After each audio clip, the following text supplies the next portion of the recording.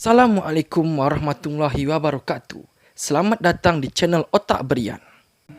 Untuk mendukung channel ini, klik tombol subscribe, lonceng notifikasi, dan like-nya ya, agar saya tetap dapat memberikan pembahasan seputar materi biologi. Oke, ayo kita lanjut pembahasan hari ini.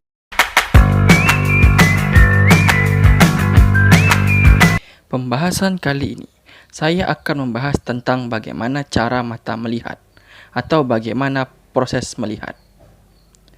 Pada pembahasan sebelumnya, saya telah membahas tentang bagian-bagian mata beserta fungsinya.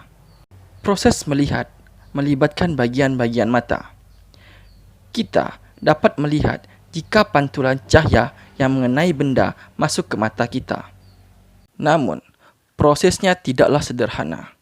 Prosesnya dapat terlihat pada gambar. Saya akan membahasnya.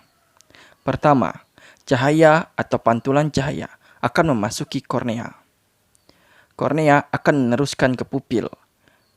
Pupil bekerja sama dengan iris akan mengatur jumlah cahaya yang dibutuhkan untuk melihat menuju ke lensa mata dengan cara mengatur ukuran dari pupil tersebut.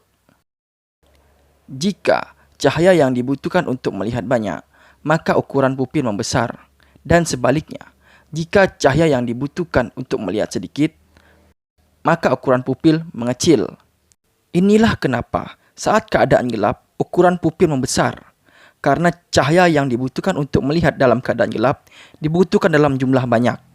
Cahaya yang melewati pupil akan dibiaskan menuju ke lensa mata.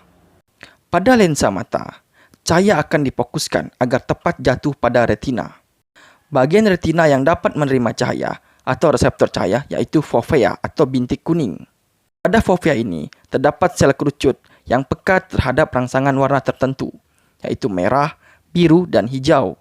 Namun, kombinasi dari warna-warna ini membuat kita dapat menerima spektrum semua warna, dari ungu sampai merah. Inilah kenapa kita dapat melihat semua warna atau membedakan warna. Cahaya yang telah masuk ke retina akan diubah menjadi sinyal saraf. Sinyal saraf ini akan diteruskan ke saraf sensorik menuju ke otak, yaitu otak besar atau cerebrum. Pada otak, sinyal saraf ini diolah dan direspon menjadi hasil pandangan. Dan selesailah proses melihat. Proses melihat akan terjadi normal jika tidak ada gangguan atau kerusakan pada bagian-bagian mata, terutama bagian-bagian mata yang berperan dalam proses melihat.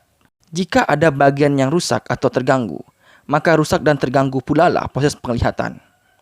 Beberapa contoh gangguan penglihatan yaitu penderita miopi atau rabun jauh. Penderita miopi mengalami gangguan tidak dapat melihat atau kabur penglihatannya ketika melihat benda yang berjarak jauh.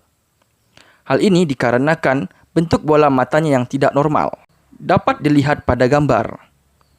Terlihat pada gambar, bentuk bola mata penderita miopi lebih panjang.